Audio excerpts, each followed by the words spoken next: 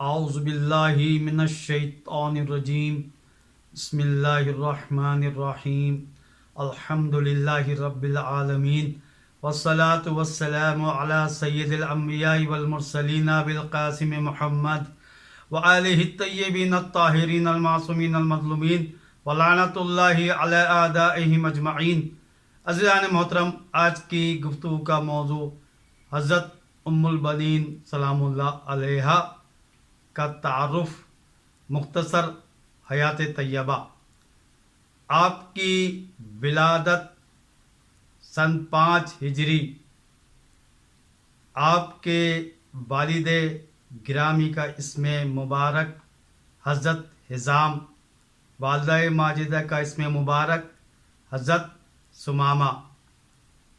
آپ کی کل حیات طیبہ 58 سال۔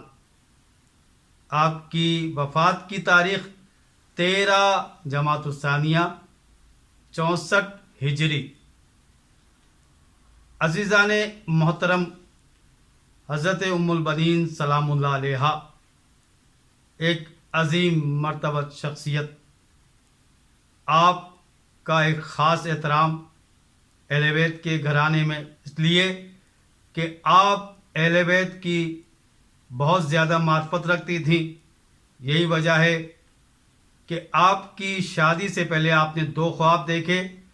ایک خواب میں آپ نے دیکھا ایک نورانی شخص کی زیارت کا شرف حاصل ہوا اور آپ کی گود میں 3 ستارے اور ایک چاند۔ دوسرا خواب کہ ایک معظمہ حضرت یعنی حضرت فاطمہ الزہرا سلام اللہ علیہا نے آپ کو اپنے دست مبارک سے دلہن بنایا اور کہا کہ تم میرے بیٹے کی ماں بنو گی۔ ان دونوں خوابوں کی جب تعبیر معلوم کی گئی تو بتایا کہ آپ کی شادی ایک عظیم ہستی سے ہوگی، لہذا اس خواب کی تعبیر اس وقت سچ ثابت ہوئی جب آپ کا رشتہ مولا کائنات امام علی علیہ السلام نے حضرت عقیل کے ذریعے آپ تک پہنچایا، اور جس کے بعد یہ بات ثابت ہوئی کہ آپ کا خواب اس کی تعبیر کیا تھی۔ اب عزیزان محترم، جب آپ اس خانہ اہل بیت میں تشریف لاتی ہیں، بیت الشرف کی دہلیز کو چوما اور کہا کہ میں تمہاری ماں بن کر نہیں بلکہ خادمہ بن کر آئی ہوں، تو معرفت کا یہ عالم تھا۔ حضرت ام البنین سلام اللہ علیہا، آپ کا اسم مبارک فاطمہ ہے، اور آپ نے کہا مولا کائنات حضرت علی بن ابی طالب علیہ السلام کی خدمت میں عرض کیا کہ آپ فاطمہ کہہ کر نہ پکاریں، اس لیے کہ بچوں کو، شہزادوں کو اپنی ماں فاطمہ یاد آتی ہیں۔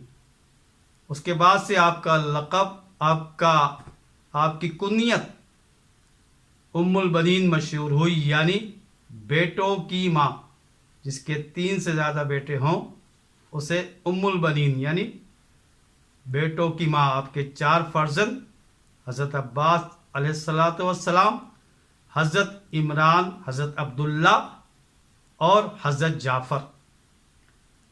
لیکن آپ کی شخصیت کا کمال یہ اہل بیت سے اتنی محبت رکھتی تھی، اتنی معرفت تھی، آپ اپنے 4 بیٹوں سے زیادہ امام حسن، امام حسین علیہ السلام سے زیادہ محبت کرتی تھی، اس لیے کہ آپ معرفت رکھتی تھی اہل بیت علیہ السلام کی۔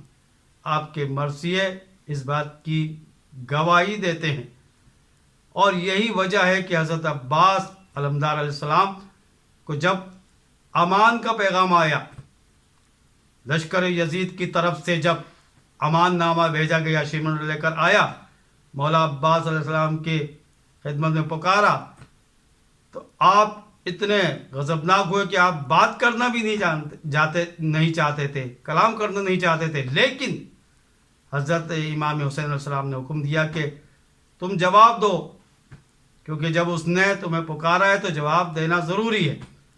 بس مولا عباس علیہ السلام نے جواب دیا کہ اس امان پر بھی لعنت جو حسین کے بغیر ہو، ظاہر حسین سے وفاداری کا تقاضا ہے۔ آپ نے کہا امان، اور اس امان دینے والے پر لعنت۔ تو یہ مرتبہ یہ معرفت تھی حضرت ام البنین علیہ سلام اللہ علیہ کی وجہ سے آئی یہ معرفت، یہ عظمتیں جو منتقل ہوئی. اور یہی وجہ ہے کہ کربلا میں ہم دیکھتے ہیں باب الحسین حضرت عباس علیہ السلام ہے، آپ کا روزہ امام حسین علیہ السلام کے روزے کے ساتھ ہے. اور مدینے میں ہم جب دیکھتے ہیں تو وہاں بھی یہ منظر نظر آتا ہے. جب ہم جنت البقیع کی طرف زیارت کے لیے جاتے ہیں تو پہلے حضرت ام البنین سلام اللہ علیہ کی قبر مبارک کی زیارت کا شرف ہوتا ہے، بائیں جانب آپ کی قبر ہے، اس کے بعد پھر بقیع میں وہ 5 قبریں جس میں ایک قبر بی بی فاطمہ الزہرا سلام اللہ علیہ سے منسوب ہے. تو یہاں بھی یہ منظر نظر آتا ہے کہ پہلے ام البنین، اس کے بعد جو ہے زیارت کریں حضرت فاطمہ الزہرا سلام اللہ علیہ کی قبر مطہر کی. تو یہ شرف آپ کو مولا عباس علیہ السلام کو زندگی میں بھی حاصل ہوا اللہ کی طرف سے، اور اس دنیا سے جانے کے بعد بھی. یہ ہے عظمت عزیزان محترم ان ہستیوں کی جو اہل بیت سے مودت رکھتے ہیں، معرفت رکھتے ہیں. اب ام البنین کو جب خبر دی جاتی ہے واقع کربلا کی، تو آپ نے اپنے بیٹوں کی جب شہادت کا بتایا جاتا ہے تو آپ نے کہا کہ ابا عبداللہ کے بارے میں بتایا جائے، امام حسین کے بارے میں کیا خبر ہے. جب شہادت کی خبر دی امام حسین کی تو آپ نے کہا بشیر سے کہ تو نے میرے دل کی رگ کو کاٹ دیا ہے. حسین وہ ہستی ہے کہ ساری کائنات اس پہ قربان ہو جاتی، لیکن امام حسین میرا فرزند امام حسین زندہ رہتے. یہ ہے عظمت. اور پھر مرثیے آپ نے ایسے دردناک غمناک مرثیے کہے کہ ظالم ترین لوگ بھی جب سنتے تھے تو ان کا دل بھی غم سے بھر جاتا تھا. یہ ہے ام البنین سلام اللہ علیہ کی شخصیت. کل 58 سال آپ کی ظاہری حیات طیبہ، آپ سے بہت سارے کرامات، جس طرح آپ کے فرزند حضرت عباس علیہ السلام کے کرامات معجزات حاجت قبول ہوتی ہیں، اسی طرح حضرت ام البنین سلام اللہ علیہ کے بھی کمالات علماء نے ذکر کیے کہ حضرت آیت اللہ العظمیٰ محمود شاہرودی فرماتے تھے کہ جب بھی مجھے کوئی مشکل پیش آتی تھی تو میں 100 مرتبہ صلوات پڑھتا تھا، درود پڑھتا تھا اور اس کو ہدیہ کرتا تھا حضرت ام البنین سلام اللہ علیہ کی روح کو، تو میری مشکل ختم ہو جاتی تھی، برطرف ہو جاتی تھی. ہر حاجت کے لیے بہترین عمل ہے 100 مرتبہ صلوات پڑھے اور اس صلوات کا ثواب ہدیہ کرے حضرت ام البنین سلام اللہ علیہ کی روح کو، اور پھر جو حاجت مانگی جائے گی وہ دعا اللہ کی بارگاہ میں قبول ہو جائے گی.